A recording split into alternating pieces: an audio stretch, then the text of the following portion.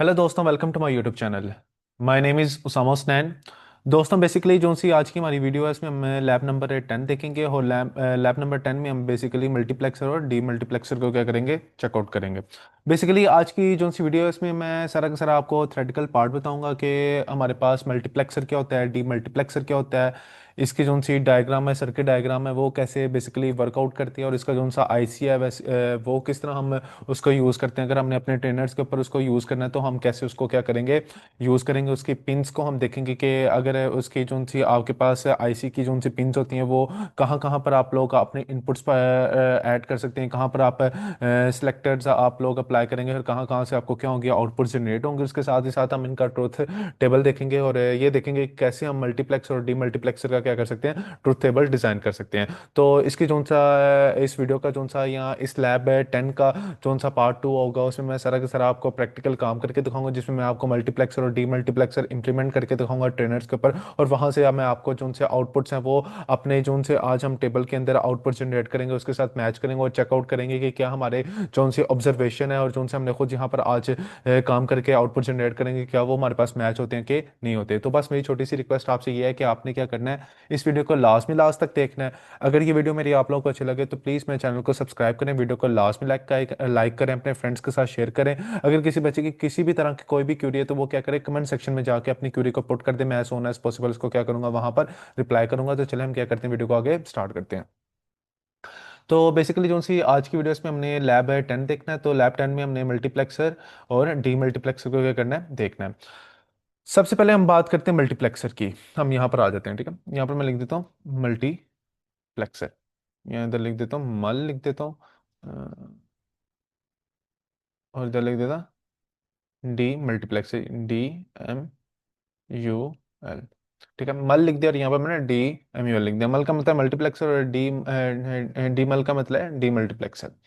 अब इसमें भी हमारे पास क्या होती है, हमारे पास इनपुट्स होंगी और इसमें भी हमारे पास क्या होंगी, आउटपुट होगी।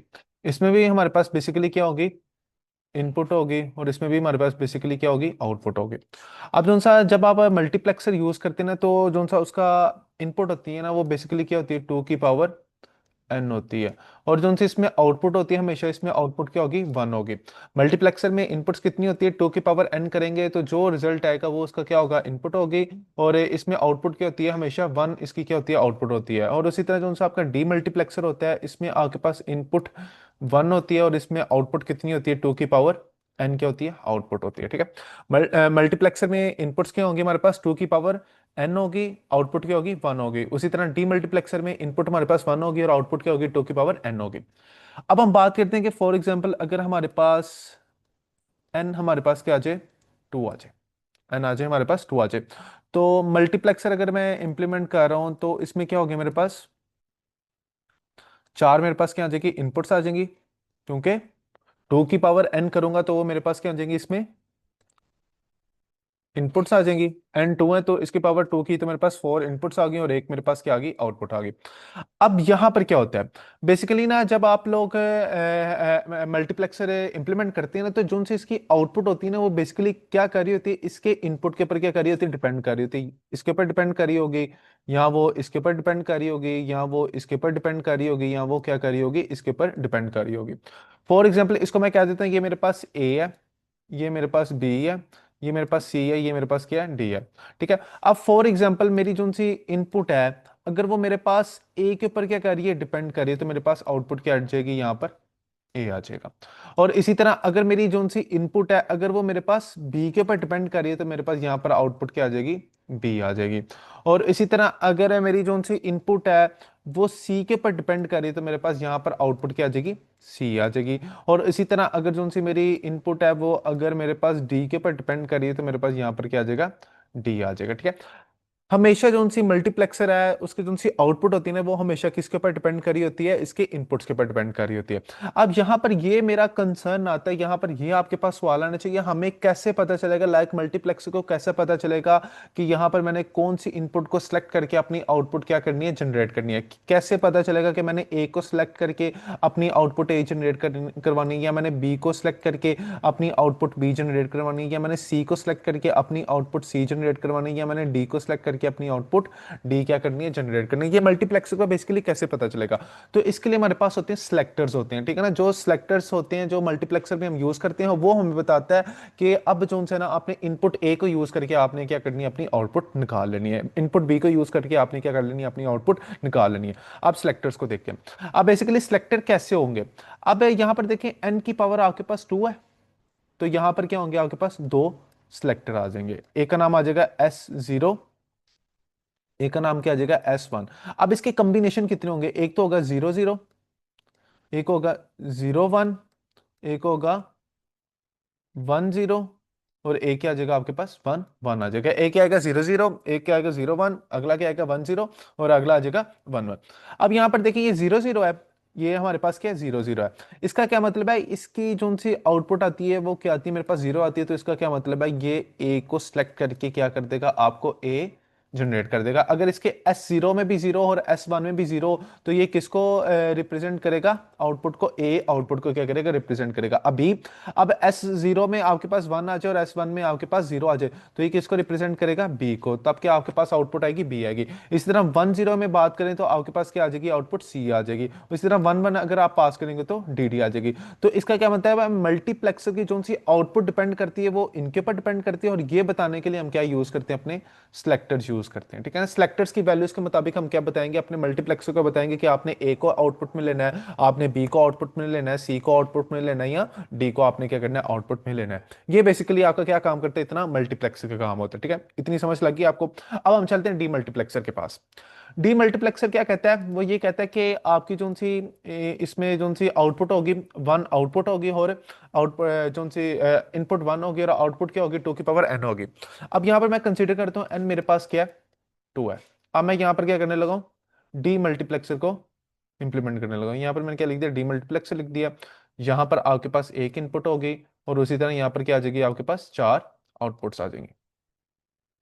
अब यहां पर ये देखना है कि ये जो सी आउटपुट्स हैं, ये ए से कैसे जनरेट हो रही है, ठीक है ना। अब जो सी इनकी भी आउटपुट्स है ना, वो भी क्या होती हैं, इनपुट के ऊपर डिपेंड कर रही होती है, लेकिन ये इनपुट्स के ऊपर डिपेंड करने से ना, ये ज्यादातर डिपेंड करती हैं अपने सिलेक्टर्स के ऊपर करती हैं। लाइक जिस तरह के आपने मल्टीप्लेक्सर में देखा सिलेक्टर्स हैं, उसी तरह डी मल्टीप्लेक्सर में भी क्या होते हैं, आपके पास सिलेक्टर्स होते हैं। अब सिलेक्टर्स क्या काम करेगी, अगर फॉर एग्जांपल ये आपके पास L0 है, L1 है, ये आपके पास L2 है, ये आपके पास क्या L3 है। अब इसमें भी आपके पास क्या होंगे, सिलेक्टर्स ट्रू होंगे। ट्रू क्यों होंगे, क्योंकि n की पावर 2 है, तो यहाँ पर क्या आ जाएगा, आपके पास S0 आ जाएगा, और यहाँ पर भी क्या आ जाएगा, आपके पास S1 आ जाएगा।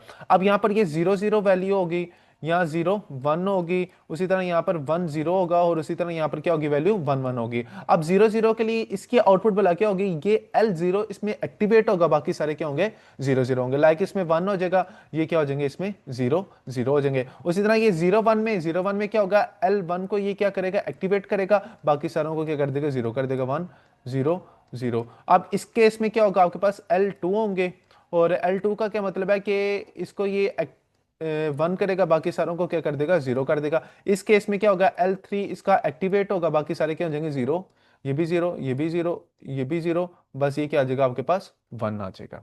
इसी तरह जो सा आपका क्या करता है, डी मल्टीप्लेक्सर क्या करता है, वर्क करता है, और इसी तरह आपका क्या करता है, मल्टीप्लेक्सर क्या करता है, वर्क करता है। लेकिन इस लैब में ना हमने बेसिकली N2 के लिए नहीं किया, हमने बेसिकली किसके लिए किया हुआ है, N3 के लिए किया हुआ है। तो अब बेसिकली हम एन जो सा हमारे पास 3 है उसको देख लेते हैं, ताकि जो सा आगे इसका टेबल्स हैं और जो सा इसका आईसी है उसको समझने में आगे क्या होगी, जरा थोड़ी सी इजीनेस आप में आ जाएगी, ठीक है ना, ताकि आपको चीजें जरा थोड़ी सी क्लियर हो जाएंगी।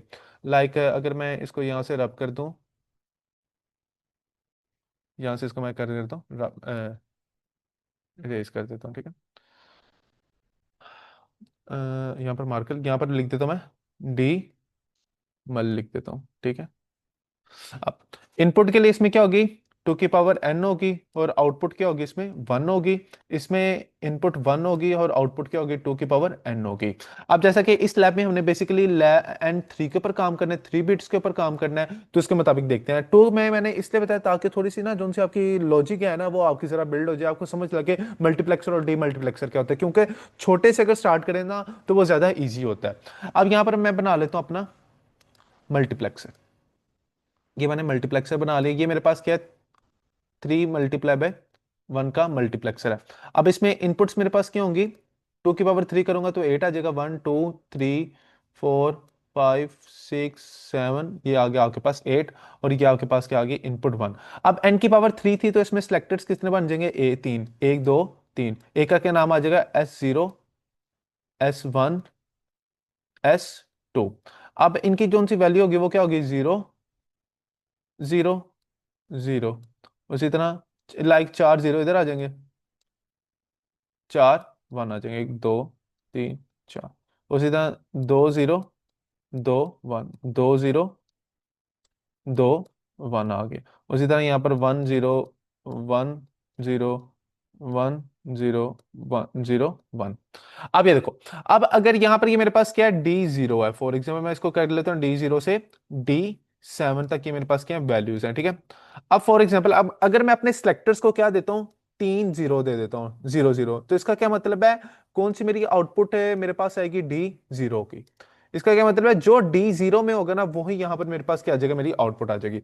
अब यहाँ पर 0 0 1 है, इसका क्या मतलब है, कौन सी मेरे पास आउटपुट आएगी, D1 की मेरे पास क्या आ जाएगी, आउटपुट आ जाएगी। जो D1 में मेरे पास पड़ा होगा वहां पर मैं क्या लिख दूंगा, इसको लिख दूंगा, तो इसी तरह ये क्या करेगा, नीचे तक ये पूरा का पूरा एग्जीक्यूट होगा, ठीक है।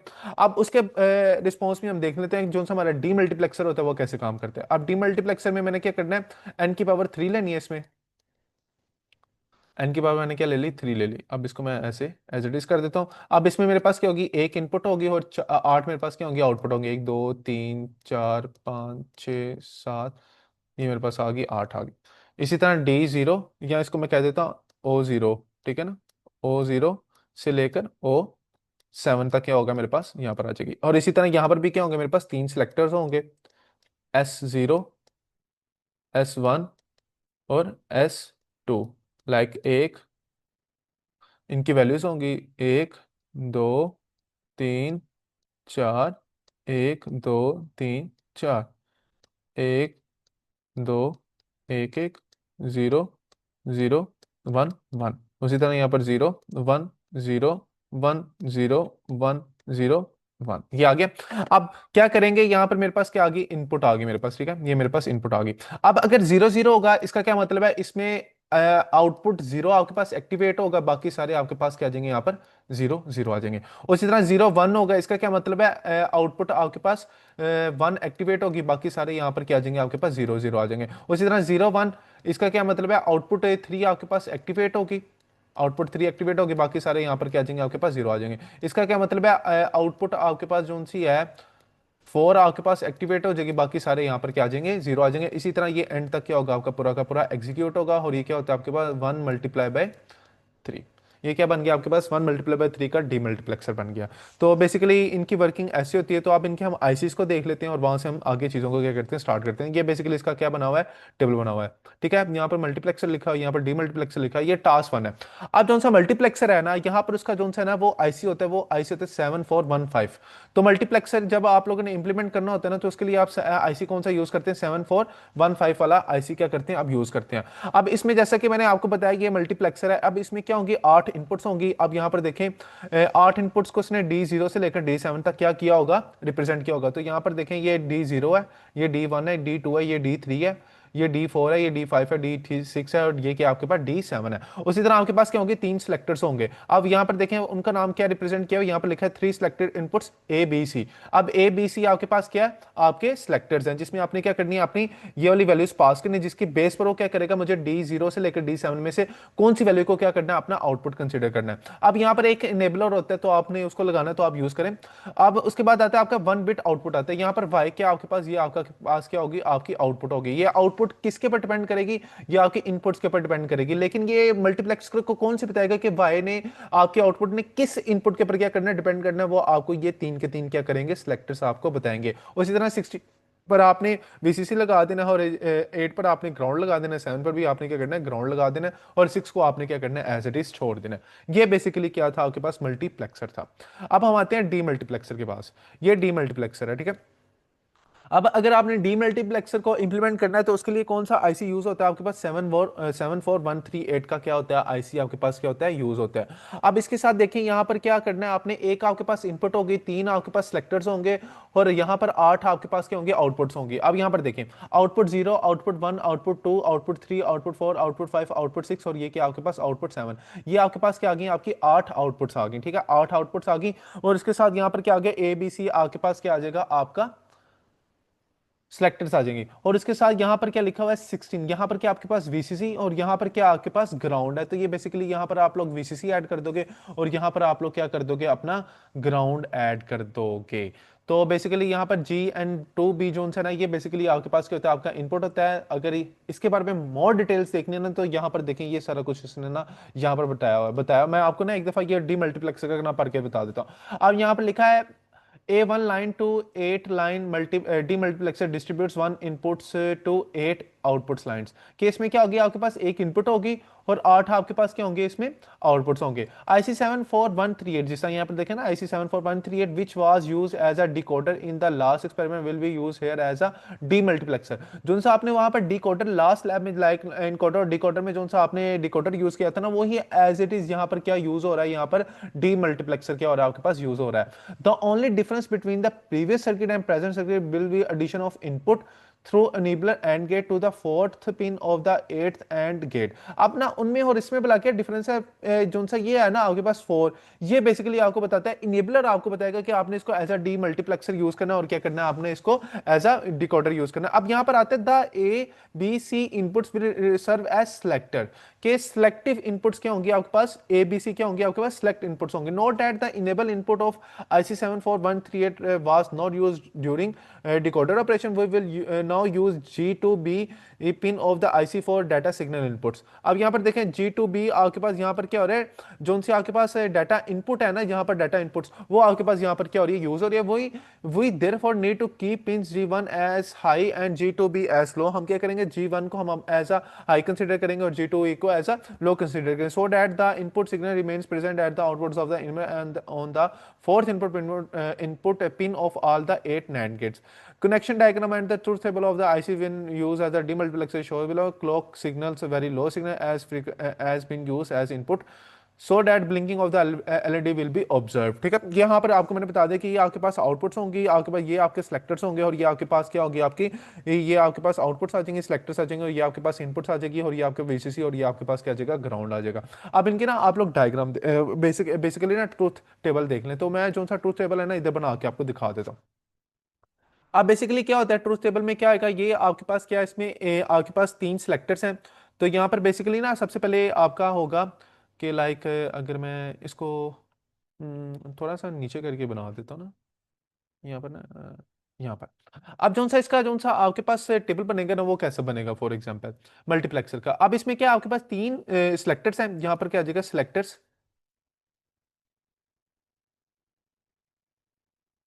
इनपुट। ठीक है,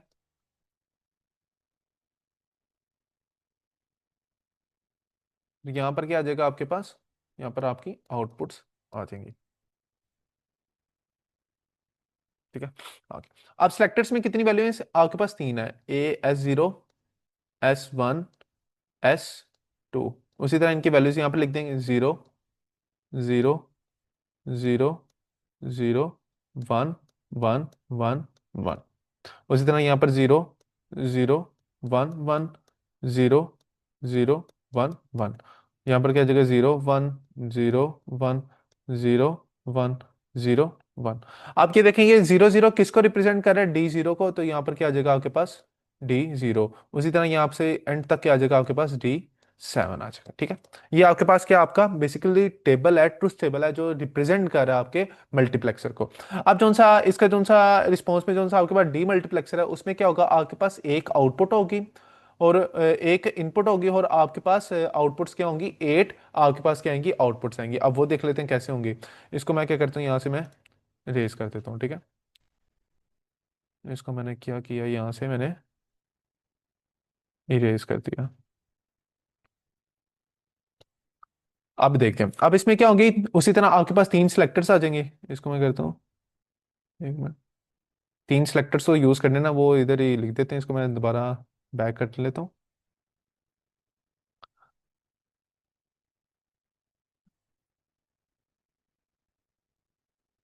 ठीक है, ये आपके पास क्या आ गया, आपके पास सेलेक्टर्स आ गए, ये सिलेक्टर्स इनपुट्स आ गई। अब ये क्या आएगी, इसकी आउटपुट्स कैसे आती है, तो इसको देख लेते हैं। तो इसको जरा हम रेज कर देते हैं क्योंकि इसमें आउटपुट्स हमारे पास ज्यादा है।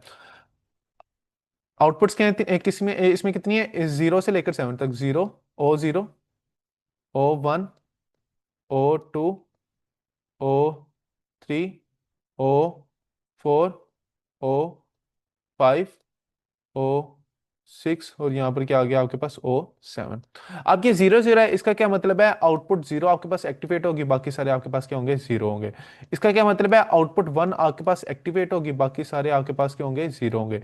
इसका क्या मतलब है, आउटपुट 2 आपके पास एक्टिवेट होगी, बाकी सारे आपके पास क्या होंगे, 0 होंगे। इसका क्या मतलब है, आउटपुट 3 आपके पास एक्टिवेट होगी, बाकी सारे आपके पास क्या होंगे, 0 होंगे। इसका क्या मतलब है, आउटपुट 4 आपके पास एक्टिवेट होगी, बाकी सारे आपके पास क्या होंगे, 0 होंगे। और इसी तरह ये जो सा टेबल है आपने क्या कर देना है, इसका फिल कर देना है। बेसिकली ये जो सा टेबल था वो किसका था, आपके पास डी मल्टीप्लेक्सर का। इसी तरह आपने मल्टीप्लेक्सर का टेबल डिजाइन करना है, इसी तरह आप लोगों ने क्या करना है, डी मल्टीप्लेक्सर का क्या करना है, टेबल डिजाइन करना है। तो बेसिकली जो सी आज की हमारी वीडियो थी वो बेसिकली हमारी यहाँ तक थी, जिसमें मैंने आप लोगों को बताना था कि हमारा मल्टीप्लेक्सर किस तरह वर्कआउट करता है, उसका आईसी कैसे यूज होता है, उसी तरह डीमल्टीप्लेक्सर कैसे काम करता है, उसका आईसी कैसे यूज होता है। उसी तरह हमने टेबल देखना था, ट्रूथ टेबल के, मल्टीप्लेक्सर का टेबल कैसा होता है और डीमल्टीप्लेक्सर का क्या होता है, टेबल कैसा होता है। तो इंशाल्लाह ताला जो से इसके पार्ट 2 हो गए, उसमें मैं आपको सारा के सारा प्रैक्टिकल पार्ट करके दिखाऊंगा। वहां पर बताऊंगा कि बेसिकली आप लोग अपना मल्टीप्लेक्सर अपने ट्रेनर्स के ऊपर कैसे इंप्लीमेंट करते हैं और डीमल्टीप्लेक्सर कैसे वहां पर आप लोग ट्रेनर्स के ऊपर इंप्लीमेंट करते हैं, और वो वहां से जो सी आउटपुट आएगी वो हम इनके साथ कंपेयर करके देखेंगे और देखेंगे कि क्या हमारी आउटपुट जो सी ऑब्जर्वेशन आउटपुट आ रही है